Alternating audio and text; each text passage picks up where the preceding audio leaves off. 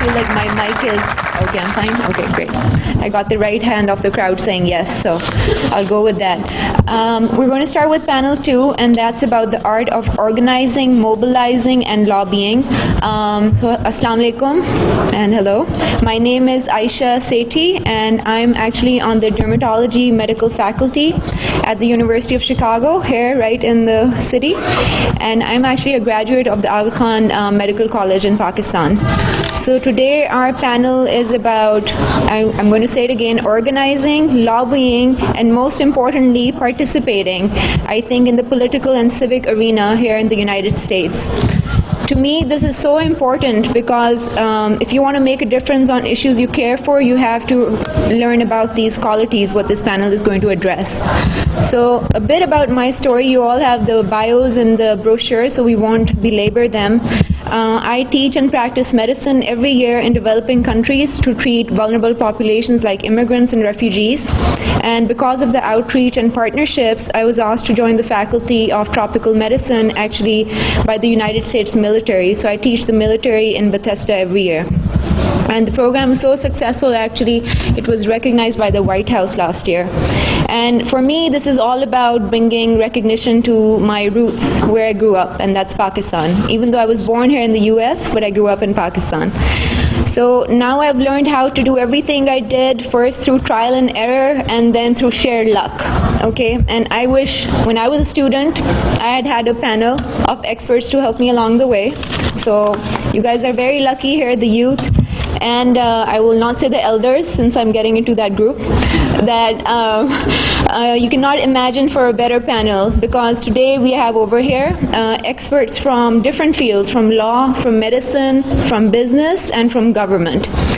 And by way of introduction, I will read you a bit of their bios from left to right and a description of their current roles. And then I will turn to our main business of today, which is questions, and I would like to say conversation.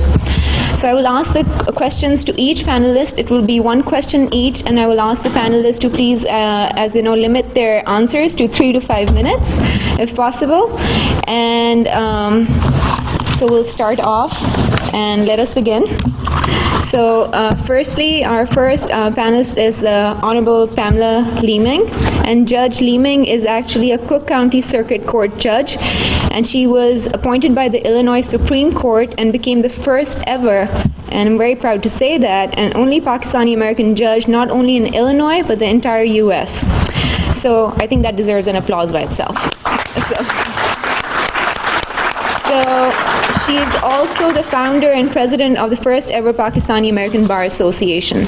So my question first to Judge Leeming would be, I would like to ask you, because she's running for election for a judge next year, I would like to ask you about the role of focus and strategy in running for election. Everybody knows, I think, how to work hard, but you also have to work smart. And your accomplishments show that you have strategy. So what is your advice for people wanting to enter the political process?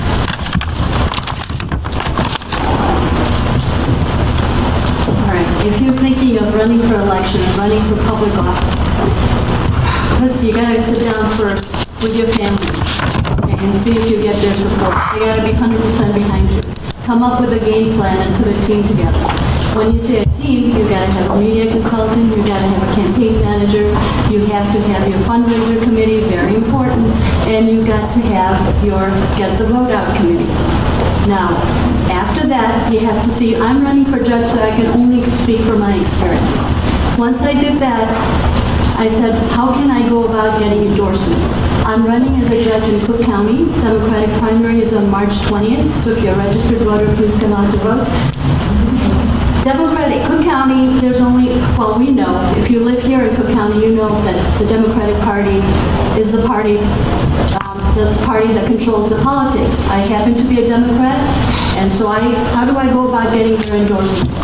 I went on the internet and I looked up who the Democratic Party is and who are the aldermen and committeemen, who are the power brokers, who are the kingmakers, who are the slave makers. And here all the names came up. And it took years.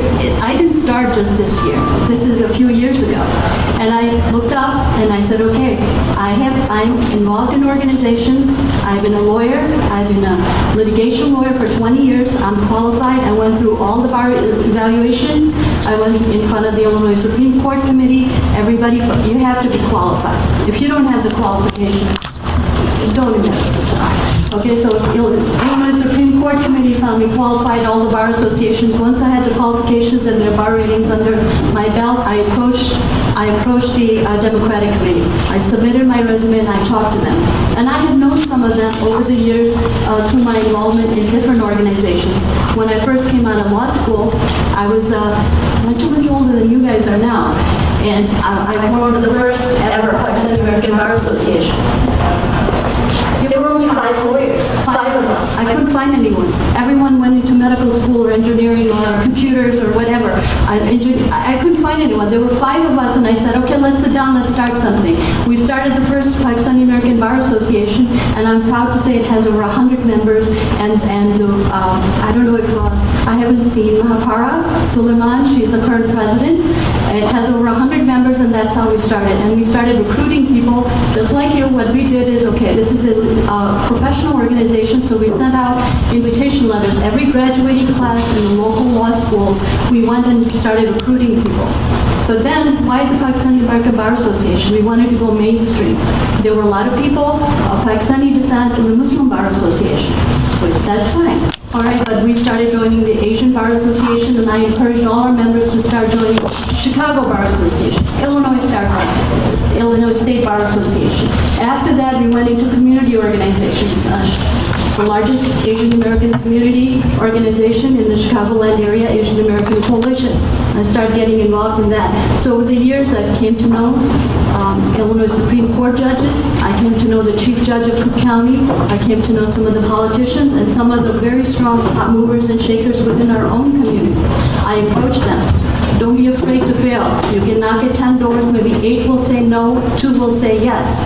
Okay, I tried running an election in 2010. I lost.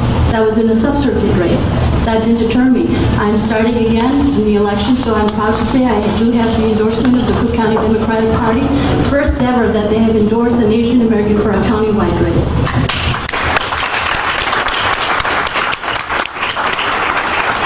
Thank you, Pamela. I think you can hear the passion, so I think that's kind of a key ingredient too when you're starting anything, and you still have it, I feel, to this day. So we're going to move on to our second panelist of panel 2, and that's Dr. Asfar Malik. Welcome. And Dr. Malik has been a very prominent Pakistani American community member in Missouri. He's very active in social and literary circles. He's also the honorary consul in St. Louis. And besides your many accomplishments, I think, Dr. Asfar Malik, first of all, what struck me is that you're a psychiatrist, right? So, but you're also a healthcare executive, and you have worked in hospitals and been an executive officer in hospitals and institutions that employ hundreds of people. And plus that, you also invest in new healthcare ventures and businesses. So what I want you to sort of talk to the audience is about how have you been successful in building partnerships and raising the profile of your contributions within the healthcare and investment community. Thank you. First of all, I would really thank the Consul General, Zaid Khan, and the community and the student body over here for organizing this great event. I really think this is a great start where Pakistanis or people of Pakistani origin can get together, toy up with ideas, reflect on each other, and see strategically where we need to go. I think strategy really means a lot. So I'm supposed to talk on art of lobbying. I think lobbying really starts from mobilization, even though it says lobbying, mobilization, and organizing yourself. I think it starts from mobilizing your community, and that's what we did. I'll talk a little bit about what I did professionally and why I did what I did, but as a rule, we also did start mobilizing ourselves as a community in St. Louis and Missouri. Then it leads to organizing yourself as a community, and that's what the young people who are coming up should do. Is I know you can mobilize and organize and get the elders or the other people who are established in your community to fund it to some extent, because all this needs funding. Ultimately, it's a capitalistic society. And later on, then you can lobby as you get to that point. Now, few things in this process is you have to be present, and I think Tariq got in the previous panel talked about presence. You have to be patient, because not everything comes immediately when you do something in life period. It may be a business or may it be a process of lobbying, and perseveration is very important. Now, why I did what I did? I was a physician, came over here, started my practice. I was a psychiatrist, later on went on and did my master's in business administration from Washington University in St. Louis, because I could see medicine being organized more so than just doing your practice. And as a result of this organization, we ended up buying a hospital, which we run right now as a group of physicians, and later on, as a result, how I see now, I did not think that before when I was doing it. I was doing it for the purpose of having a little more control over what we deliver in medicine, how you deliver, and how you can be the best professional, you can deliver the best professional care in a setting you can. But later on, what I really realized as a Pakistani American, how exactly you can influence the society. Now we employ about 450 to 500 people. How you can really have an influence just by being a leader in that group where you have, they're not Muslims you are employing, you are employing Americans in the community. And you are an example, you're an ambassador in a way. And it's like some of the previous panelists said that every individual is an ambassador on their own.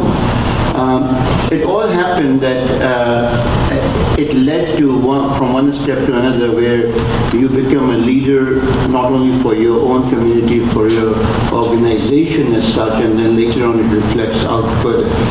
As a Muslim and Pakistani community in Missouri and St. Louis, we were, as every community, was a sleepy community where people just went on their business, got together for dinner and on some functions and went on. It was only 9/11 which woke us up, I guess, right? After 9/11, the sleepy community got up and said, we need to do something. We started getting involved in the politics, even though I think I would say in the forefront, we were a little more involved before, because for example, as President Senator, she was running for the governor of Missouri, and we were involved because as physicians we thought we can have an influence in what needs to be done in medical affairs. Later on, after 9/11, she lost her first bid for being a governor, which happens. In order to be successful, you have to fail once, right? So she lost, but we were perseverant over there. We continued to support her when she ran for senator, and fortunately she won. And since then, what I have seen, we have been supporting our governors, we are supporting our mayors, other senators. You have to be involved in the politics, in the community as such. What has happened? We have seen on multiple occasions that the impression of what Muslims or Pakistanis would be is very much different. It's changed. Each of us has an influence on when we sit down and talk and communicate. We have an influence on what we do. You may not get the return immediately, but it takes time. Be persistent, keep on doing it, just like we did in our businesses. We have been expanding, now we are expanding into other areas. In Kansas City, Dallas, we are expanding our operation because we have learned what we did. Stick to what you do, keep the focus, keep the strategy. I think my 3 minutes should be over. I want to go. Thank you.